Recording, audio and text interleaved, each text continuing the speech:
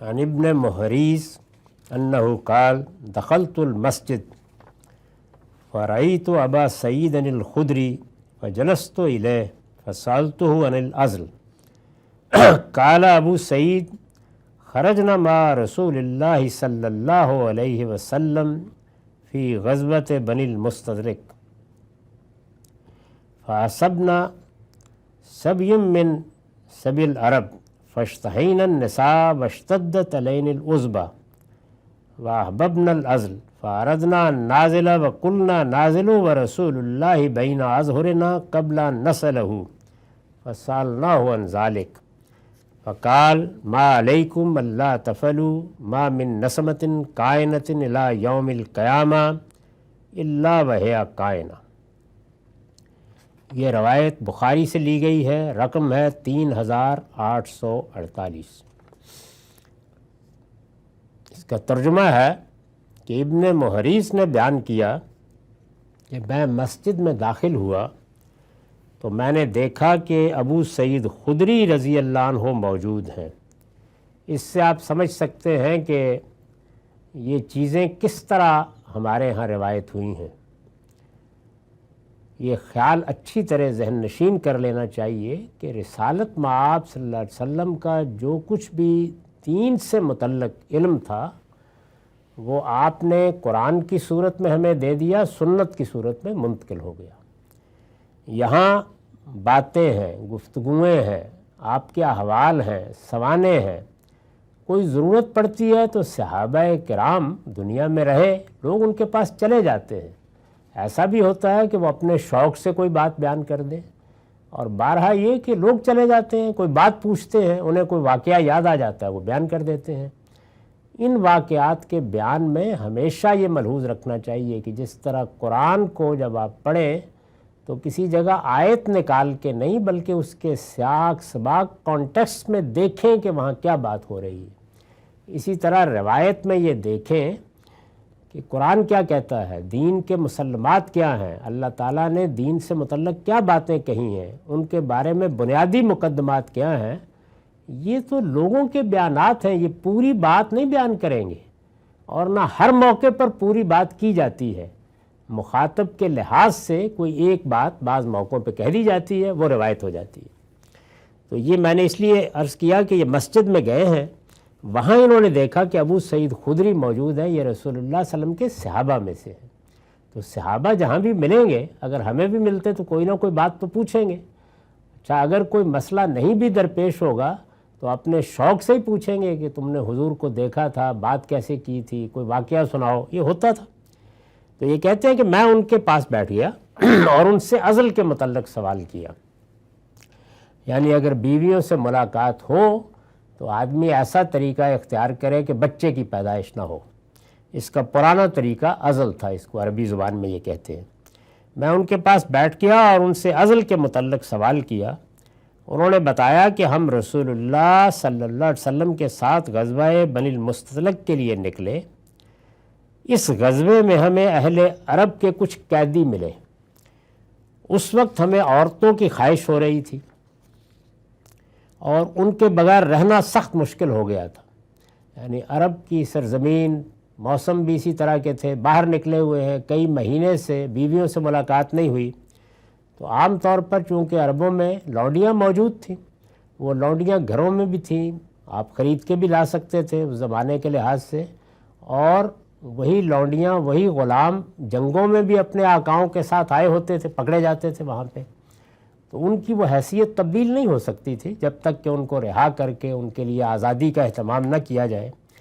تو یہ کہتے ہیں کہ یہ صورتحال تھی۔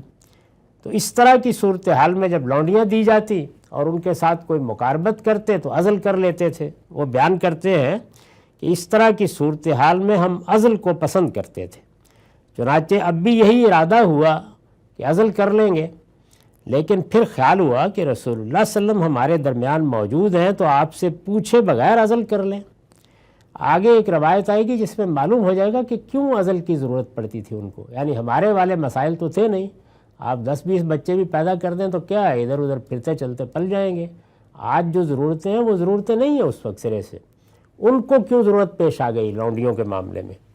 تو وہ اگلی روایت سے واضح ہوگا۔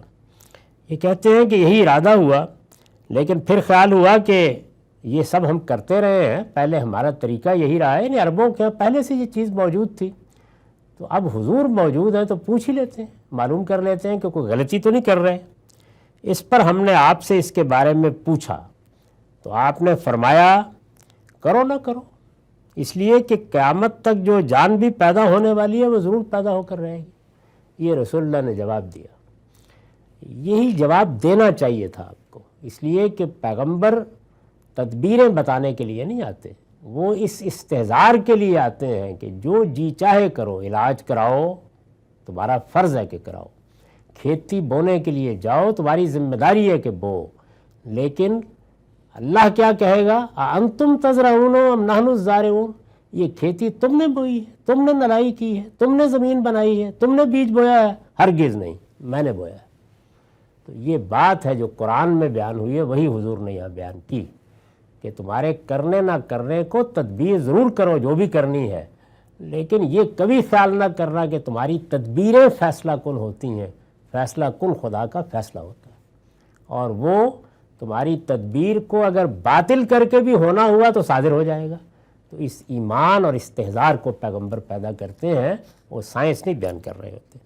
تو حضور نے فرمایا کہ نہ کرو، پھر بھی کچھ حرج نہیں، اس لیے کہ قیامت تک جو جان بھی پیدا ہونے والی ہے وہ ضرور پیدا ہو کر رہے گی۔ اس ایمان کے ساتھ ہر تدبیر ہونی چاہیے۔ کسان کھیتی میں جائے تو اسی ایمان کے ساتھ کہ یہ کومپل نہیں نکلے گی اگر خدا نہیں چاہے گا، اور میری تدبیر میں 1000 خامیاں بھی ہوں گی تو یہ نکلے گی اگر وہ چاہے گا۔ تو پیغمبر یہ ایمان پیدا کرنے کے لیے آتے ہیں، خدا سے یہ تعلق پیدا کرنے کے لیے آتے ہیں، وہ آپ کو تدبیریں اور گر بتانے اور نسخے بتانے کے لیے نہیں آتے۔ وہ پوچھئے ان سے جو کسان کی حیثیت سے فصل گاہنے کی مہارت رکھتے ہیں، اور علاج کے لیے ان کے پاس جائیے کہ جن کو اللہ تعالیٰ نے طب کا علم دیا ہے، اور تدبیریں کیجئے کیونکہ تدبیریں ہی ہیں، لیکن جو تدبیروں کے نتائج ہیں وہ ایک بندہ مومن ہمیشہ اپنے رب سے متعلق کرتا ہے، اور اس کی آخری شان وہ ہے جو سورہ انفال میں بیان ہوئی ہے کہ جب حضور نے پتھر پھینکے، صحابہ نے قتل کیا، اللہ تعالیٰ نے فرمایا کہ تم نے بالکل قتل نہیں کیا، ہم نے کیا ہے، تم نے کوئی پتھر نہیں پھینکا تو میں نے پھینکا ہے۔ تو اصل میں اللہ کی تدبیریں کیا ہوتی ہیں، وہ کیا ہوتا ہے جس سے نتائج نکلتے ہیں، یہ بات ہے جو پیغمبر ذہن نشین کرتے ہیں، ان کی بات کو ان کے محل میں رکھ کے سمجھنا ضروری ہے۔ اس پر میں نے 2 نوٹ بھی لکھے ہیں، وہ سن لیجئے۔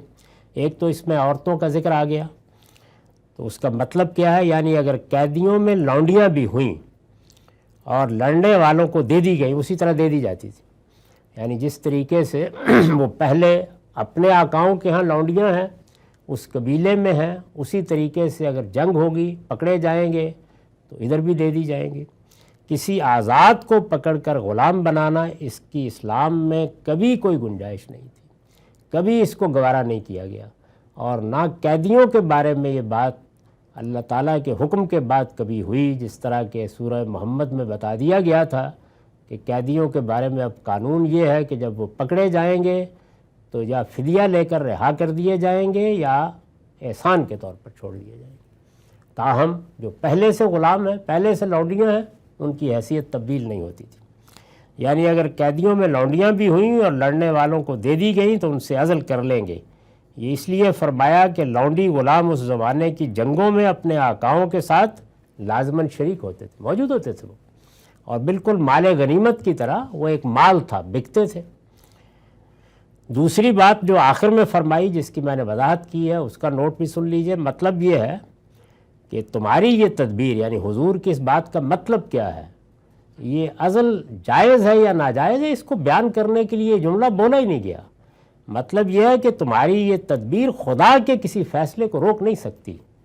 اس کی حکمت کا تقاضا اگر یہ ہوا کہ بچے کو دنیا میں آنا ہے تو وہ آ کر رہے گا۔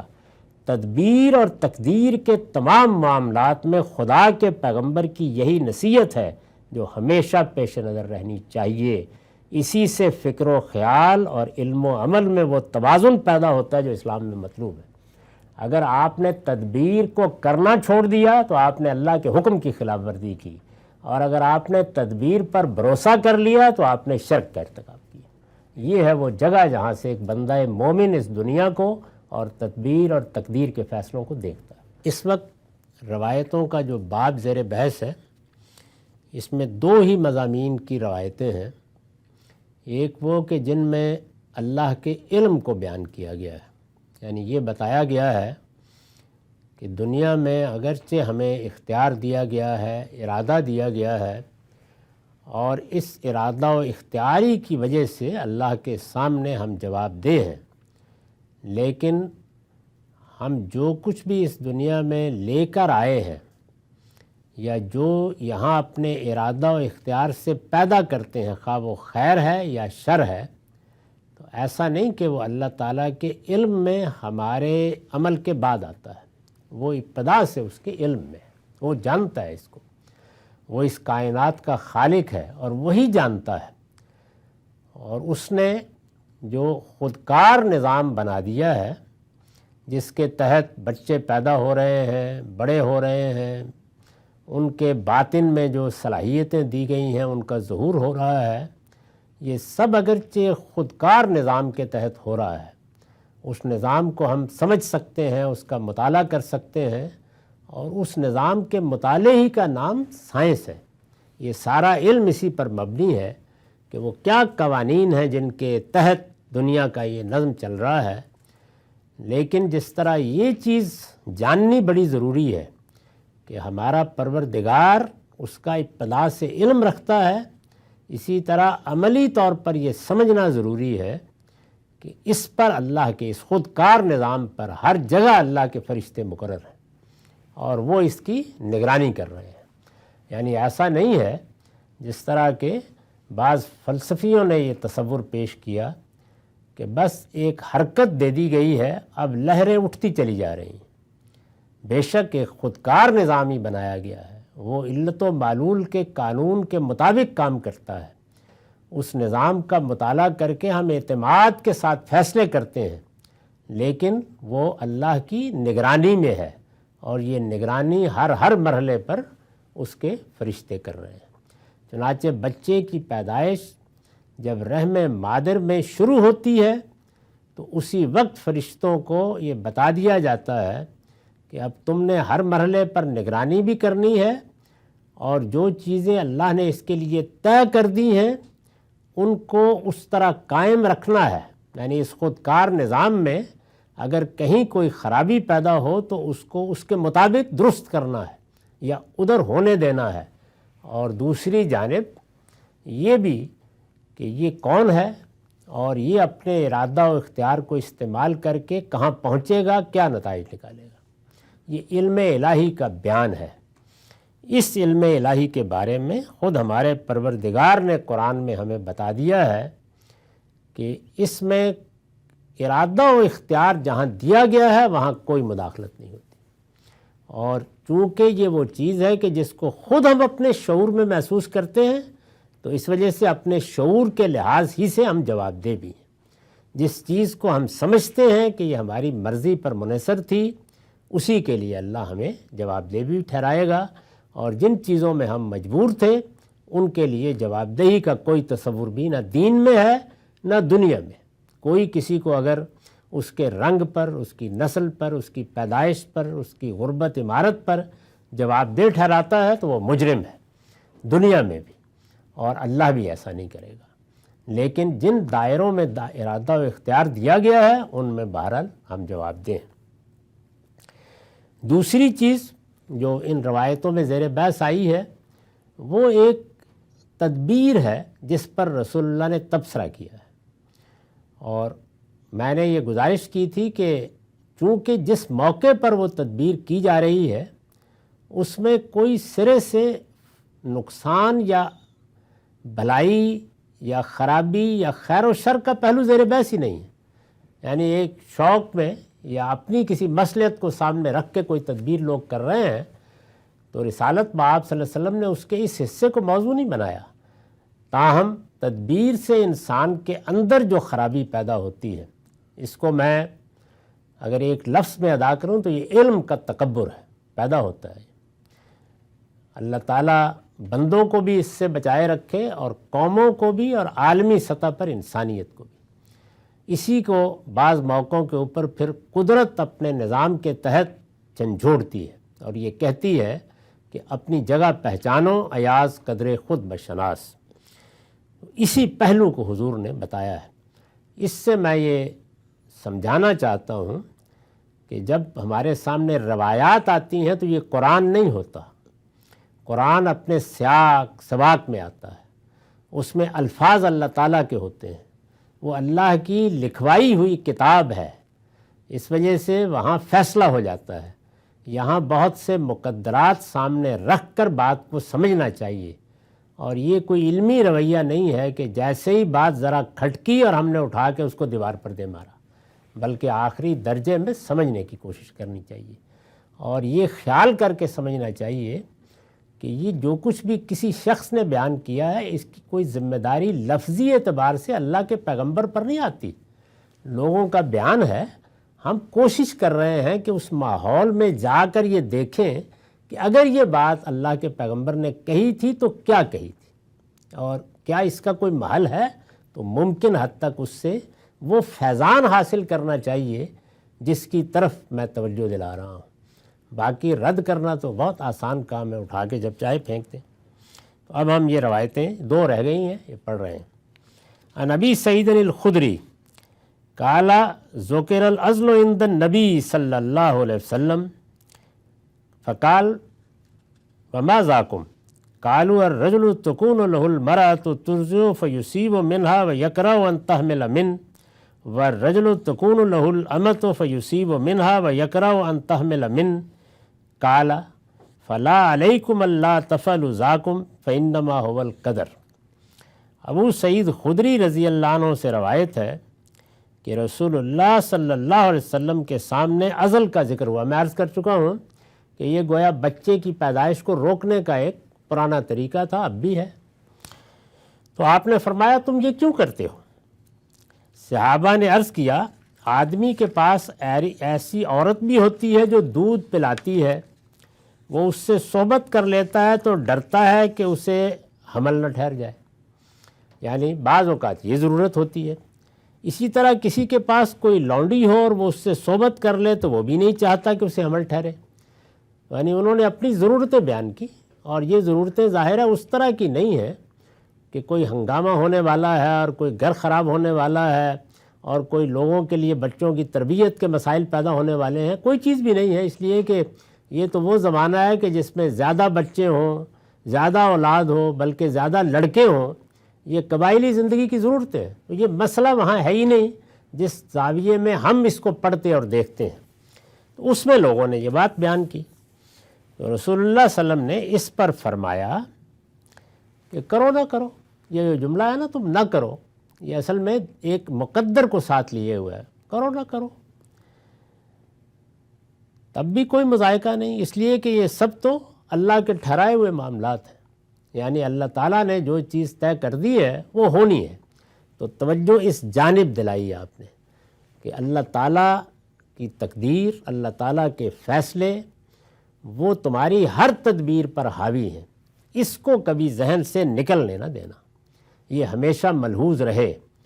اگر یہ موقع اس طرح کا ہوتا کہ کوئی آدمی یہ کہتا کہ کیا میں یہ دوا کھا لوں بیماری کے لیے، تو جس پیغمبر نے خود دعائیں تجویز کیں، لوگوں کو کہا کہ یہ دوا کھاؤ، پھر اس کے فوائد بیان کیے، اس موقع پر یہ جملہ آپ کبھی نہ بولتے۔ تو جو موقع ہے اس کو سمجھ لینا چاہیے۔ یہ روایت ہم نے صحیح مسلم سے لی ہے اور اس کا رقم ہے 2611۔ عزل سے متعلق یہی روایات ہیں۔ تو میرے نزدیک اس میں اصل چیز وہ ہے جس کو ملحوظ رکھا گیا ہے، اس کی بنیاد پر جن لوگوں نے ہمارے زمانے میں بچوں کی پیدائش روکنے پر استدلال کیا ہے کہ یہ جائز نہیں ہے، ان کا استدلال بالکل غلط ہے۔